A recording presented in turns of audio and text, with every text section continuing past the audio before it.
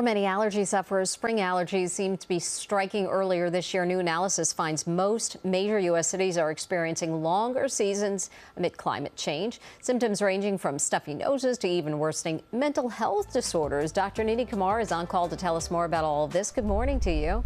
Good morning. How big of a problem is this in our area, and why this year?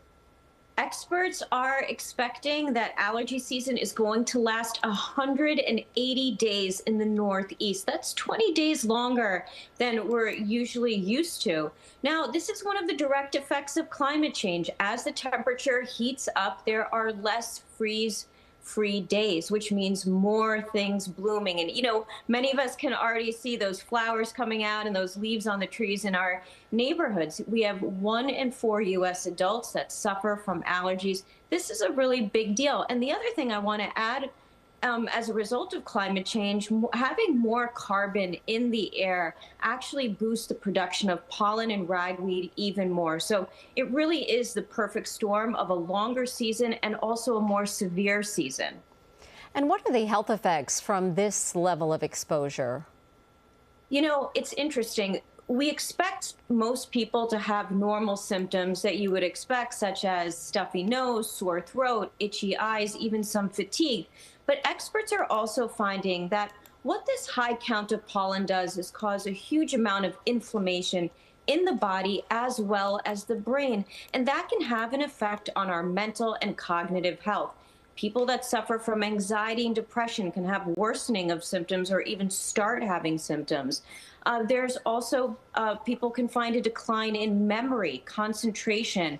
There's more incidence of insomnia. And this is because when we have that level of inflammation in the body, it disrupts not only important chemicals in the brain, but hormones in the brain. So it's something that really, we need to start talking about. We need to raise awareness.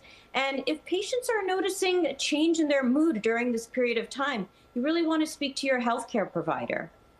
And what can we do to feel better and be healthier, given that allergy season is nearly half of the year?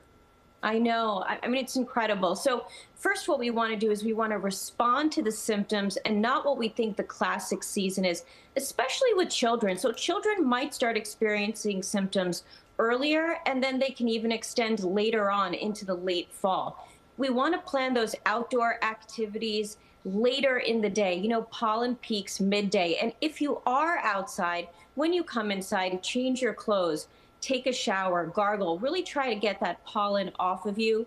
So you're reducing your exposure, keep the windows closed. HEPA air filters work very well. And then most importantly, Mary, we want to choose the right allergy medications. Even though these medications are over the counter, many of them have side effects. So you want to, avoid those medications that have pseudoephedrine in them. They can cause people to feel jittery, anxious, cause palpitations. Anticholinergic drugs, just like Benadryl, can cause memory changes and confusion in elderly people. So the safest drugs to stick with are those good old-fashioned antihistamines like Allegra and Claritin, and even those inhaled nasal steroids like a Flonase. So it's important to stay safe, read labels, and really reach out to your healthcare provider because we have a long road ahead of us this season. All right, Dr. Nidhi Kumar, thank you so much for joining us. We appreciate it. Thank you. And to see all of Dr. Kumar's reports, head over to our website, cbsnewyork.com.